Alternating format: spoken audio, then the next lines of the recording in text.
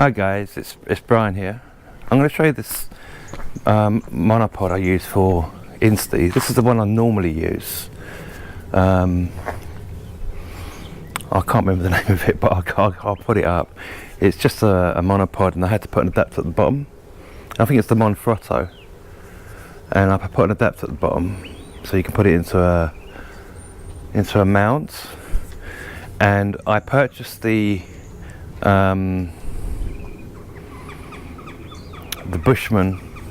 You alright? Doing a review.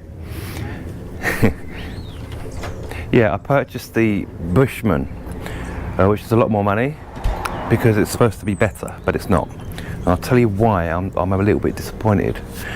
When I was out on my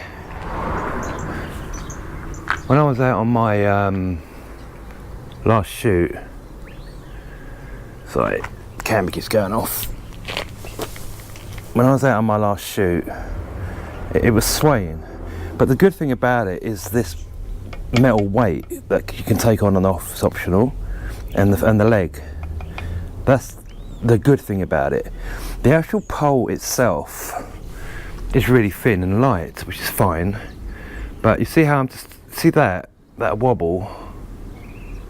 Yeah, all you need is a little breeze, and this will sway like that in the wind, where this one won't.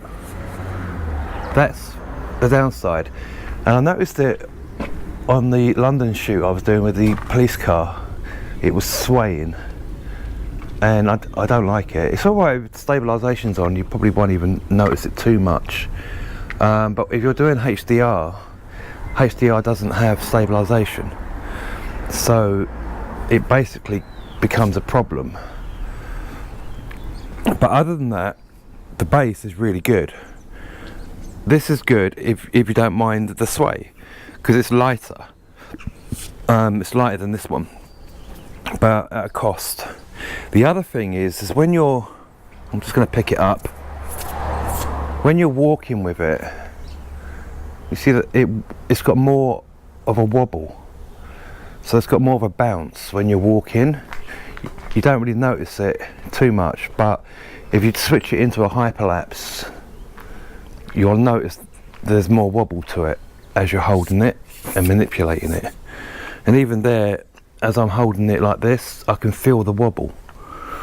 So that's what's put me off using it. It's a shame really, because I spent a lot of money on it. It's not cheap, but it does wobble. But if you don't mind the wobble, it's a really good monopod for your Insta. But the warning is it does sway when you stand it on its own. But the thing that was really worth it is that weight, because it does weight it. And when I use it with this Monfrotto, it's perfect, because the Monfrotto is a little bit more sturdy and you don't get so much of the wobble. So I just will put this into that bass and use that bass with my Monfrotto. That there is tennis racket stuff. You know, you put it on the tennis racket and make a handle out of it. Yeah, so the bass is good, but this is good. It's light, but it wobbles, and that's what you got to bear in mind when you buy the Bushman. It's a really good concept because it's really small and thin, but you pay the price. And it's probably about that much taller than the Monfrotto, but that's negotiable.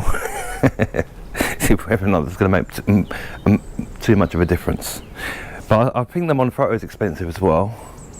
But if you're going to invest a lot of money into one of these, you've really got to, sum that up. I mean, this is a little bit heavier, but not much heavier than that. I haven't weighed them, but personally I'd rather stick with my Monfrotto now. It's a little bit upsetting really, because I've waited a long time for this to come, the Bushman. But the bass, as I said, is worth it. But the bass isn't worth the amount of money I paid, you know. but it's a handy weight. It's not a bad base. The actual stand I'm not too happy with, as I say, because of the sway. I'm not happy with the bounce when you walk with it as well, because I do a lot of walking. Indoor, that would be brilliant. Maybe not fully extended, it would be quite good, but then you're not getting what you wanted, as in the full extender. Yeah, that's the Bushman. The Monopod I'll stick with for a little while, but I'll use the base. I hope that helped, and I'll pop some links in the description for the Bushman and this Monopod. Yeah, okay, take care.